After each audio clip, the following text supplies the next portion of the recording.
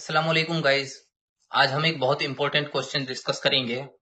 बहुत सारे लोग ये क्वेश्चन करते हैं कि अगर ईश्वर चाहता, यानी अल्लाह अगर चाहता तो सारे लोगों को मुस्लिम क्यों नहीं पैदा कर दिया उसने। इस सवाल का जवाब ये है कि मुसलमान घर में पैदा हो जाना ये जन्नत की गारंटी नहीं है। यानी कि बहुत से लोगों को ये गलत फहमी है कि अगर कोई मुस्लिम है तो सीधे जन्नत में चला जाएगा। ऐसा बिल्कुल भी नहीं है।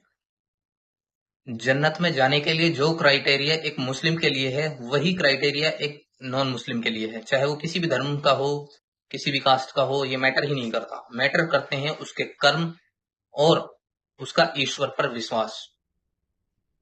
अपनी अंडरस्टैंडिंग से, अपनी अकल से, अपने इंटेलेक्ट से इंसान उस ईश्वर को तलाश करे, सर्च करे और सही रास्ते को ढूंढे। दुनिया के सारे धर्मों की सारी किताबों को, सारे धर्म ग्रंथों को खुद पढ़े और उसके बाद समझे कि क्या सही है क्या गलत है, और अपनी अकल से ईश्वर को माने। उसके बाद इस दुनिया में अच्छे काम करे, बुराई से खुद भी बचे, दूसरों को भी बचाए और इस इंसानियत की भलाई के लिए अच्छे काम करे। तो ये जन्नत में जाने का एक तरीका है या रास्ता।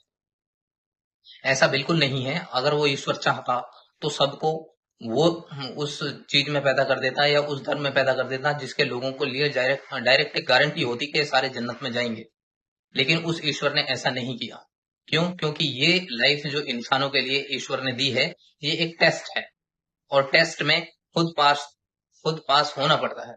ऐसा नहीं है अगर ईश्वर किसी एक धर्म के लोगों को सीधे जन्नत में डाल देगा तो ये उन लोगों के साथ जुल्म हो जाएगा। दूसरे लोगों के साथ दूसरे लोग कहेंगे कि ए ईश्वर, आपने इनको तो उस धर्म में पैदा कर दिया था जो डायरेक्ट जन्नत में जाएंगे और हमें दूसरे धर्म में पैदा कर दिया था, ये तो हमारे साथ ना इंसाफी है।